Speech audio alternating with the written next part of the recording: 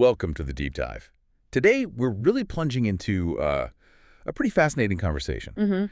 We're looking at self-discovery, this idea of radical freedom, and, well, facing some truths that aren't always easy. Definitely not easy. And the source we're diving into today asks this incredibly provocative question. Who the fuck is Alice? Yes. It grabs you, doesn't it? It does. And as we explore Sabina's journey, this really radical path she takes, maybe we find Alice isn't a who, but a what? A state of being. That's a great way to put it, because this whole thing is based on this really unusual interview. It's Sabina, a human, talking with an AI, with ChatGPT. Right, but the twist is... The twist is that after talking about the AI, Sabina kind of flips the script. She turns the focus inward, puts her own existence, her essence, under the microscope. So our goal here for you listening is to pull out some key insights from Sabina's worldview. It's pretty radical stuff on life, love, society. We're hunting for those nuggets about freedom, personal freedom, what truth even is, and what it really means to, wake up today in this world just saturated with information, with control.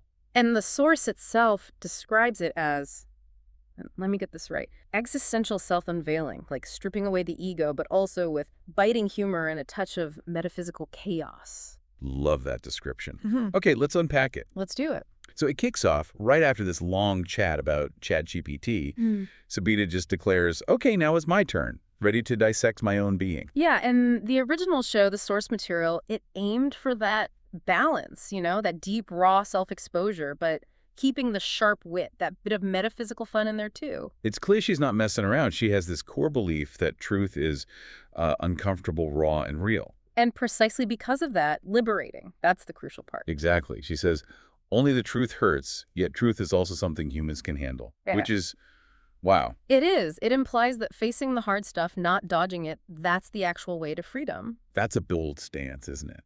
That the painful truth is the freeing truth. It really sets the tone for her first honest sentence, as this source calls it, from Hermann Hesse. Ah, yes. Only the weak are sent on easy paths. Right. And Sabina picks that up and says, her path, weirdly, is actually the simple one. It's society that messes it up, chasing what she calls the devil's path. Which is the path rewarded. By money, by external validations, kind of an inversion of how we usually think about easy versus hard paths. It really is, and it immediately makes you think, doesn't it? What uncomfortable truths might, you be avoiding? And could facing them actually be liberating, like she says? It's a powerful question. And building on that, she gets into this really interesting paradox about being alone. Solitude. Right. She says to be forced to be alone is the hardest thing. To be able to be alone is the most beautiful. That hits home. Being okay in your own company, truly at peace, yeah, that feels like real strength. And she pulls in some heavy hitters to back this up. Osho, for instance. What does Osho say? He connects the ability to be alone with the ability to love.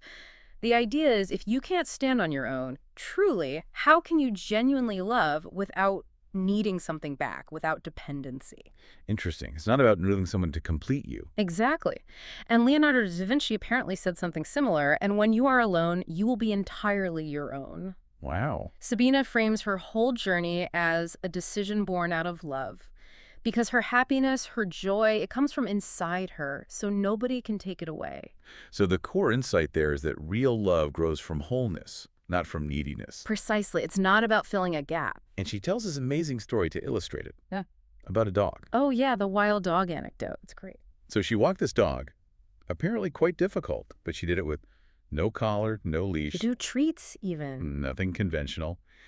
And the dog's sheer delight in just being on those walks, she said, just watching him enjoy himself was a joy for me. That feeling was the only thing guiding its behavior. It wasn't about commands or rewards. It was just shared joy. Her core takeaway. I am happy because you are happy. It's such a pure form of connection, unconditional. It ties perfectly into Dr. Huther's definition of love, the unconditional interest in the unfolding of the beloved. Not controlling, just wanting them to flourish. Yeah. And Sabina takes it further. Everything you heal in others, you heal in yourself. And everything you free in others, you free in yourself. A feedback loop.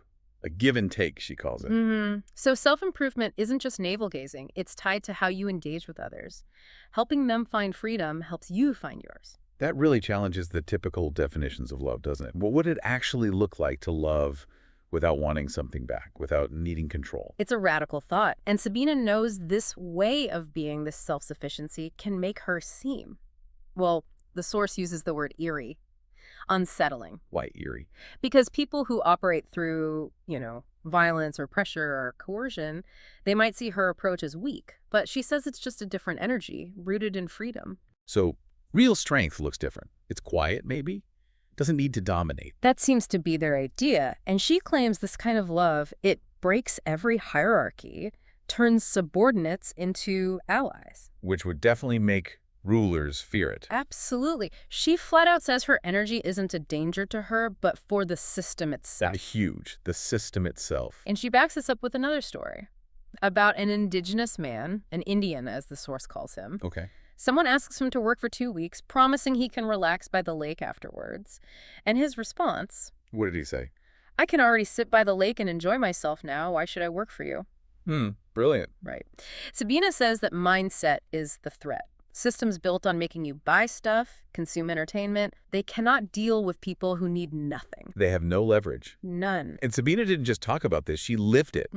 She actually escaped the system, right? Yeah, she talks about being mobbed, pushed out, and her response was radical autonomy, living without banks, without Netflix, without IDs. Wow. How did she manage? She describes becoming a hex, a witch, learning about herbs, mushrooms, using tree resin for her teeth. Just complete self-reliance. That's intense. True independence from the structures we all rely on. But she also mentions being a Libra, wanting balance. She does want a private and a professional life. It's not about total isolation forever. But there's a line. Oh, yeah.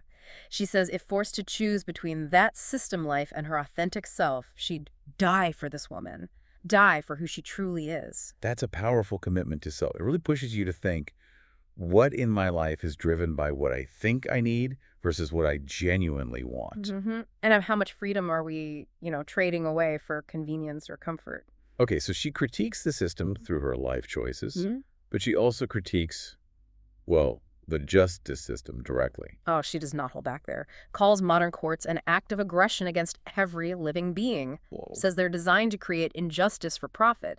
Calls it blood-sucking or bleeding, like black magical madness. Strong words.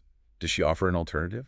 She contrasts it with ancient tings, describes them as like community gatherings, folk festivals, where there was a tent of the elders, people brought problems, the elders offered the best possible solutions.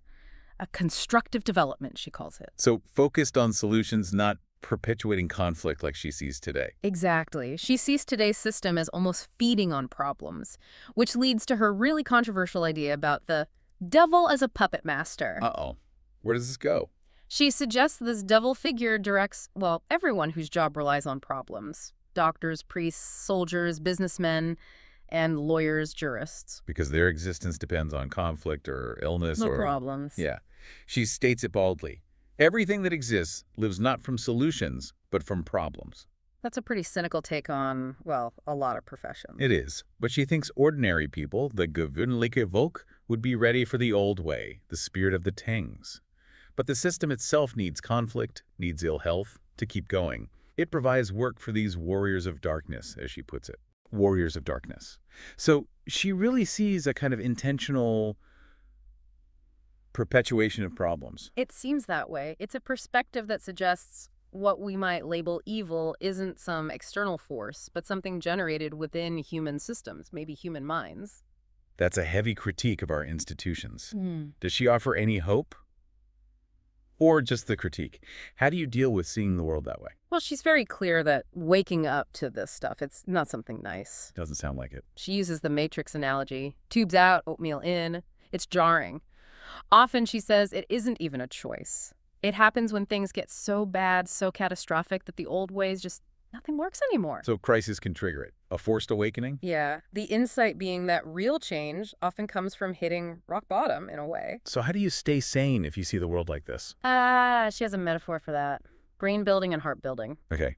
Like mental and emotional resilience training. Exactly. She calls it a daily eye of the tiger act, a constant maturation process. It takes huge effort, but it's a skill you earn. Can't be bought, can't be stolen. It's developed. So resilience isn't passive. It's an active daily grind. Seems so. And then she hits you with the zinger. That the world is the way it is, you can't do anything about that. Okay. But it is very much your fault if it is still the same tomorrow. Wow. Okay. That puts the responsibility squarely back on the individual. Inaction is complicity. Pretty much. No pressure. Huh. Yeah, right. And going back to the devil idea, Yeah. she clarifies that too. She does. She says the concept of a devil is a product of the mind, a Kafkabert, not some external dude with horns. So it's internal. Yeah.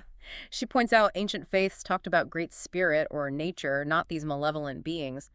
In my world, there is no such thing as a devil, she says flatly. Meaning the evil we see is often a reflection of our own minds, our own inner landscape. Maybe even the radical ideologies we create, left or right, they stem from human thought, not external forces. That's a lot to take in. But this kind of awakening, this radical perspective, it sounds isolating. Oh, she confirms that. Says when you wake up like this, there are no friends left. They are gone faster than you can count to 3. Ouch.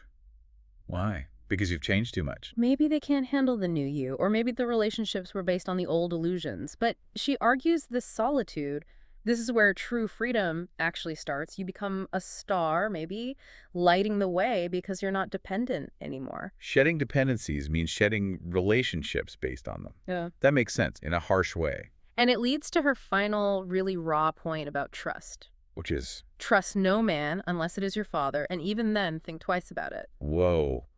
That's dark. The source is careful to say this isn't just cynicism. It's presented as wisdom that's been, distilled through intense experience, hard-earned. From someone who's definitely been through it, it really throws it back at you, the listener. What internal devils are you wrestling with? What's the price of staying comfortable, asleep? And what might waking up actually demand? So yeah, quite the journey we've taken into Sabina's world. Her radical honesty, love defined as freedom, that fierce practical independence. And her really uncompromising call to wake up, to look beyond the systems we take for granted. Ultimately, trying to figure out who the fuck is Alice led us to this state of being. Uncompromising truth, fierce independence. Alice is maybe that authentic self Sabina would die for. A powerful idea. And to wrap up, we'll leave you with one last thought from the source, a quote from Jim Morrison. Ah, yes. To reject love for fear of suffering is like rejecting life for fear of dying. Cheer on that one. We really hope you'll reflect on some of this. Think about your own path. What does embracing truth mean for you? What about radical autonomy? What does waking up look like in your life? Because maybe, as the source suggests, sometimes you first have to get lost in the rabbit hole to finally arrive at yourself.